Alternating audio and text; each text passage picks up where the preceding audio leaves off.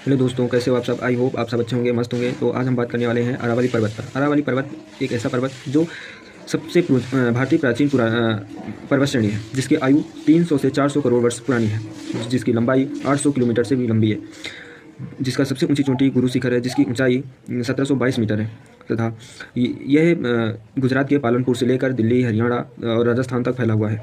अरावली पर्वत की 90% पहाड़ी जो है तो नीचे घिसकर छोटे छोटे पहाड़ियों में कन्वर्ट हो गई है। जो 10% बच रहा है वो सिर्फ मतलब अरावली की जो ऊंचाई वाला क्षेत्र है वो है। तो ऐसे में अरावली का 90% भाग जो है तो मतलब पर्यावरणीय संरक्षण से वो अलग हो चुका है। पर्यावरण जो संरक्षण केंद्र है उसने ये सुझाव रखा था कोर्ट के सामने, तो कोर्ट ने इस सुझाव को मान लिया है कि जो 100 मीटर से कम ऊंचे हैं वो पहाड़ी पर अरावली में नहीं गिने जाएंगे। और उनका पर्यावरण जो संरक्षण था, जो किया जा रहा था सुरक्षा, अब वो हट चुका है।